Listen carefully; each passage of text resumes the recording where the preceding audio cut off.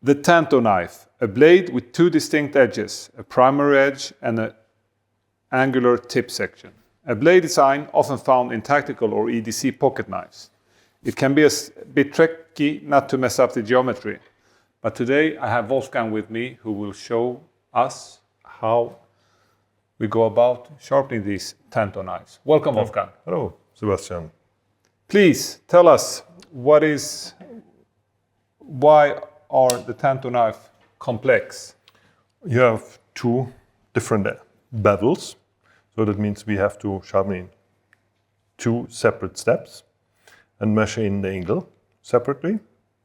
And then we have the serrated part, which is a little bit special, which we can't sharpen directly. We just hone it from the backside when it's a little bit rough. And then we go a little bit over the honing wheel, the letter wheel in here.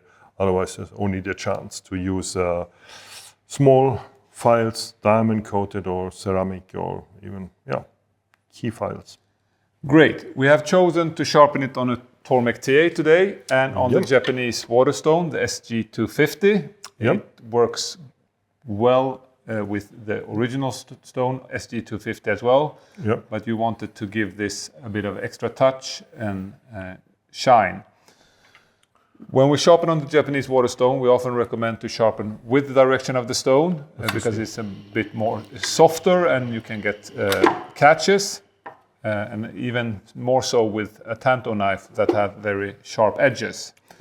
So to sharpen with direction of the stone, we recommend to use the MB102, the multi-base, which allows you to move more freely when sharpening with the direction of the stone, right? Exactly, because when you place it horizontal directly in, you mostly interfere with the legs, and so you're completely free.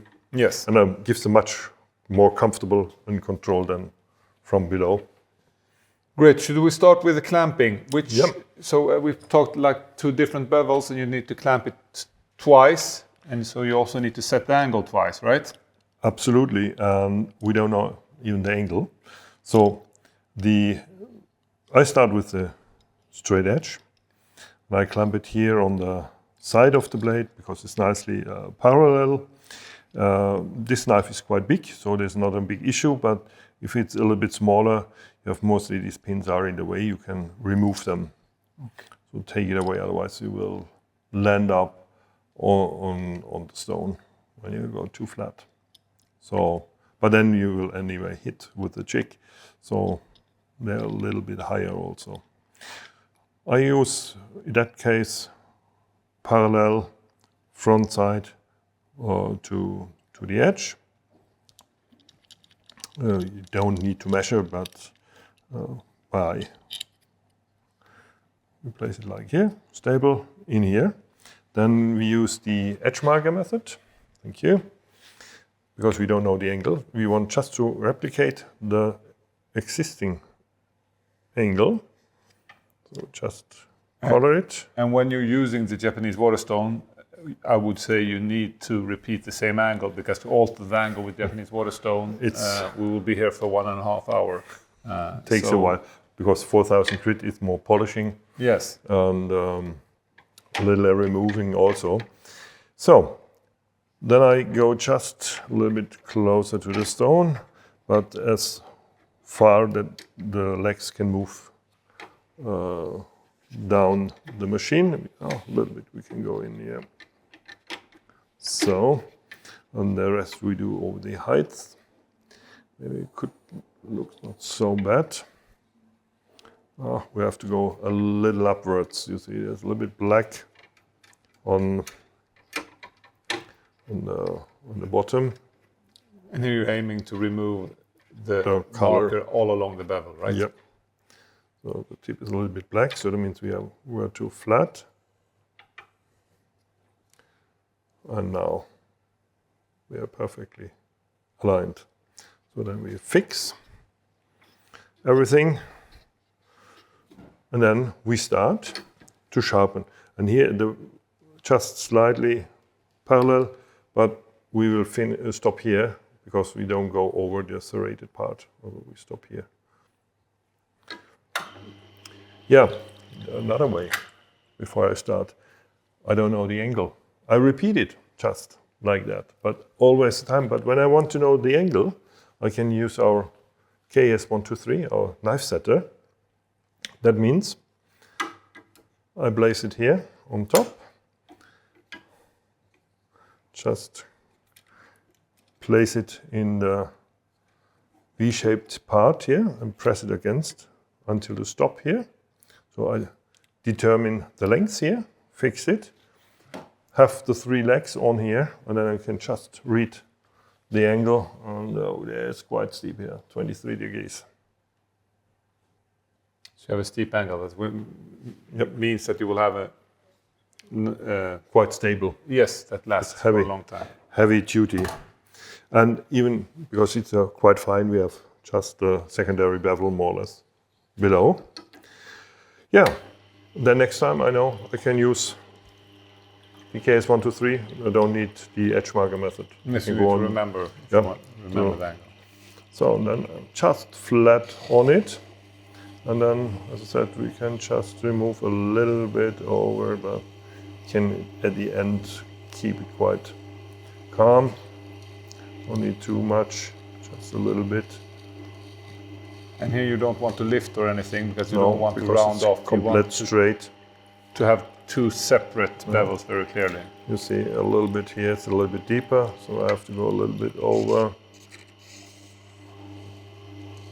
A little more in there. But not more than, we have to stop on the first tip, otherwise we will remove that. A little bit more. And when using the Japanese Waterstone, it's difficult to feel any burr, or there is practically no burr because it's so fine. So you can't do as you do usually, feel the burr. You need to look at the bevel, see that the marker is completely removed, and that's how you know that you have sharpened all the way to the apex, right? Yep, exactly, because you can't feel anything. So really a good eye.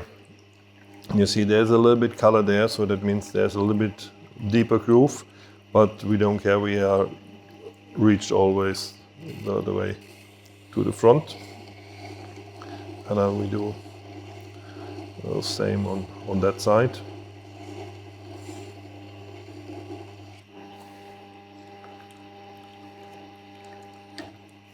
Yep. And really just parallel on it. And as always, it's important that the KJ-45 is in contact with the universal support, exactly. so you have the correct distance. That's what sets the angle. That looks good. And already you feel it bites. So that means we are finished here. So we've done the first bevel. Yeah, then we take the other bevel, and then I just do the same thing. Just I clamp it, open a little bit from the side here, and go parallel front side again to the blade. You need a good eye for that. Otherwise, you have to measure it, or you just, because you have even here a little bit movement, but I try to stay close to it, and then slightly over it. So you get a good grip. You can also use a small angle and make a line on it, 90 degrees, a straight line, and then a line.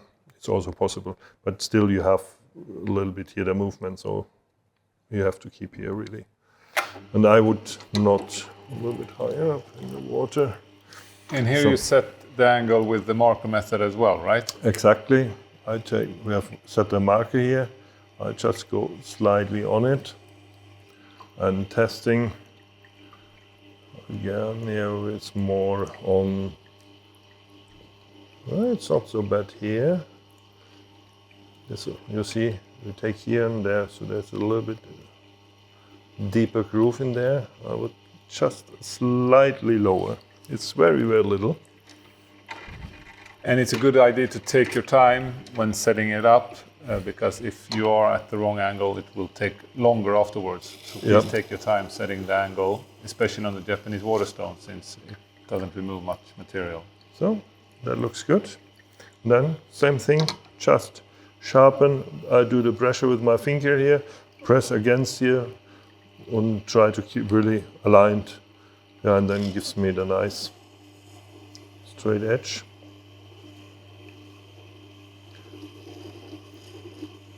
So you need to be careful so you keep it as straight as possible, otherwise you will round off. The edges I prefer really sharp edge here. This is the aim of a Tanto, that you have really sharp tip.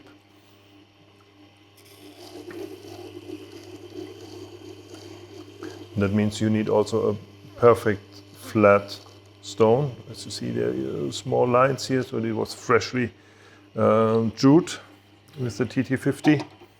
And then we turn around and do the same, because if it's not perfect flat, the stone, when you have grooves in there which are deeper, you will replicate it in the blade also. You just sharpen on the higher points, and the lower points doesn't take anything. That looks not good, and it's not perfect. So you need to be really flat here in that case. So I see a small still grooves there. We can sharpen a little bit more to get completely rid of them, to get really complete mirror.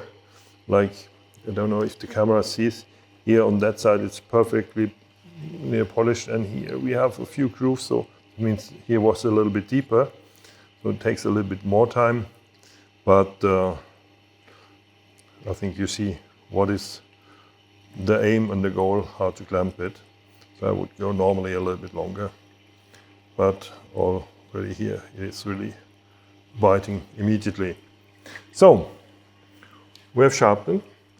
Even here it is so little to hone, because the burr is very, very small. Yeah. So honing freehand is possible, but I want to, for example, like here, coat it to preserve as much of from the coating. Then I just can. In that case, you can choose, do it just a little bit freehand or controlled. In that case, we have everything set up. We know it's 23 degrees. We don't change anything here in the length. We place it only on top. We have to adjust the height because it's different diameter, and just have to go, of course, a little bit lower here until all the 3 legs are placed here. And then still more, we have 25, we have to go down to 23, 22, it was a 1 degree too much. Here you go, 1, 2, 3, half, so 23 degrees. Then we block here, and then we can hone it exactly on the bevel. I would prefer, because leather is soft when you press in, just before I block it, increase to 1 more degree. Go on 24, because you come a little bit higher and you don't destroy the coating. And this little degree, a little bit of soft leather, doesn't do anything here, no harm. So, and then it's exactly the same. Also here, of course, always edge trailing and parallel on it, not diagonal, because different angles on different spots. Keep it here, just press it. You can move a little bit sideways, but don't lift it, otherwise it will dig with a really sharp tip. It is extremely sharp. Take the burr from this side, and as you see, we are not in the coating, we are keeping really the angle. So if you wouldn't have had coating, would you still have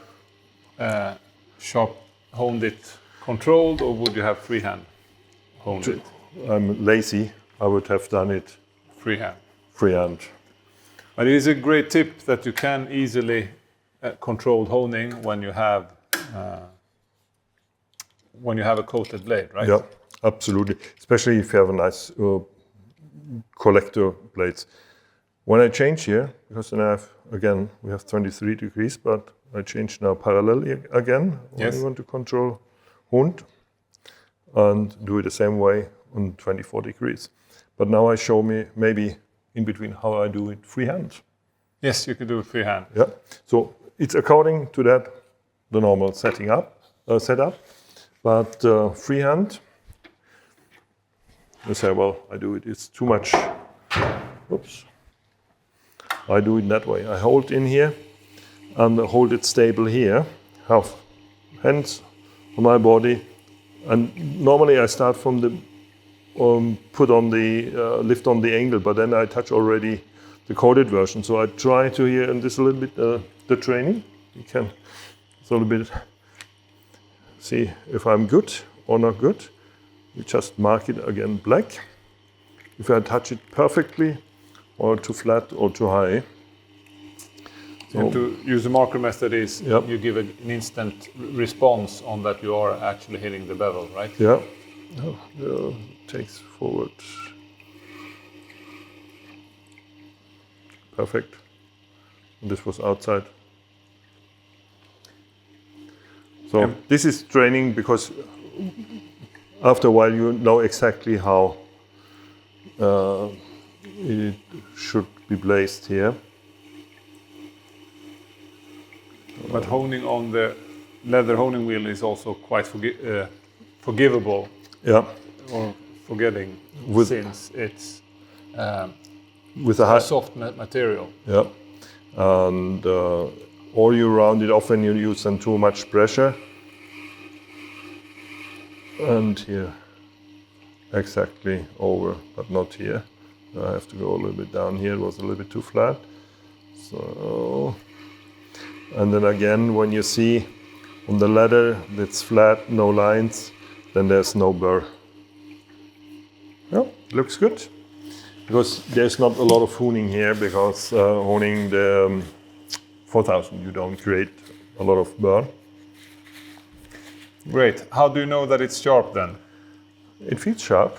Yes. We tried over the nail if there's something ripping or not. No.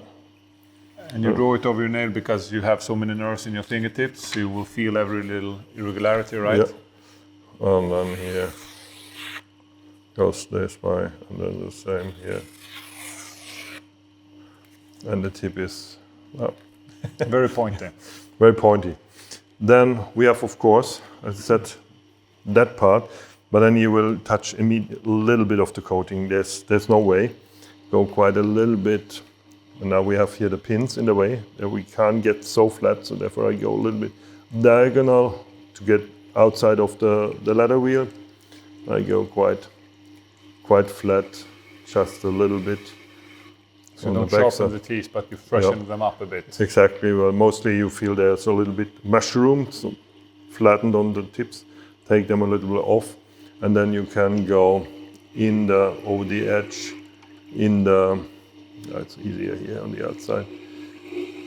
You can apply a little bit more honing paste, of course, the honing compound to get more effect, but they were not really dull, so you don't need to because the cutting is in the arches. Tips just rip off, and then the inside is cutting. Great. Thank you, Wolfgang. Very easy. Thank you for showing us this.